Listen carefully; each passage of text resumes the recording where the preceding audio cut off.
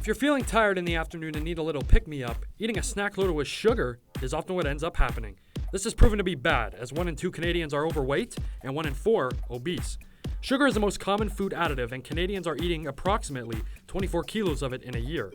Most problematic, however, is that young Canadians are getting a large chunk of calories from sweetened drinks, and those drinks aren't sweetened with regular sugar, but with high fructose corn syrup. Eating sugary drinks and foods sweet your taste buds, but not your waistlines.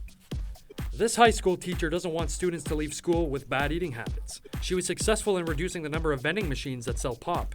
Dora inspires students to make healthy food choices every day.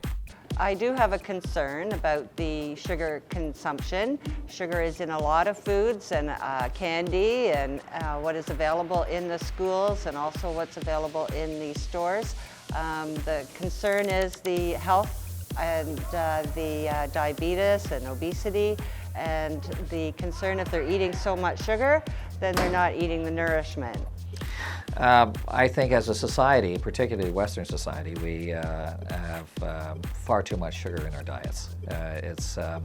It comes mainly through the processed foods because we as a society are so much involved now with buying processed foods that are high in sugar, high in fat, high in salt. We tend to not have overall a very healthy diet. Angela Caution teaches nutrition in the Exercise Science and Health Promotion program at Sheridan College. She says developing bad eating habits at a younger age can impact one's health in the future. Well, should they sell pop in cafeterias? You know, again, that's a matter of choice. You can't tell them not to serve the pop.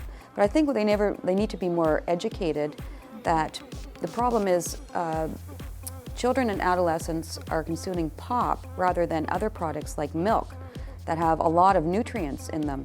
So we're looking at decreased bone density because they're not getting the calcium, vitamin D, phosphorus, etc. that's found in milk.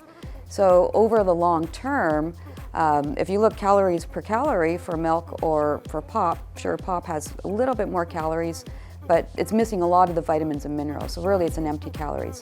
The Canadian Sugar Institute stands firm to their mandate, which is to manufacture and educate about the positives of sugar. But there's more to it than that. The CSI strives to maintain a strong and healthy sugar industry.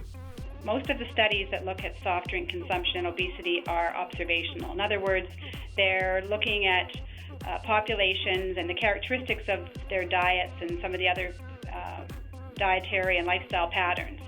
That doesn't prove cause and effect. So there are very few studies that actually look at the clinical effects of consumption of soft drinks in relation to obesity.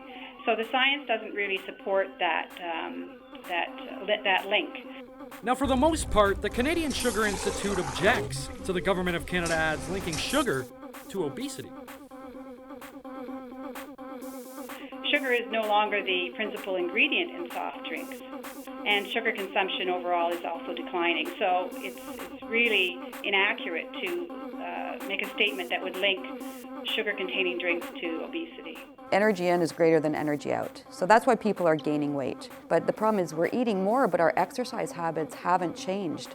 So that's another theory why we're gaining weight and we're getting overweight. Now, sugar is just like anything else. Overconsumption is never a positive.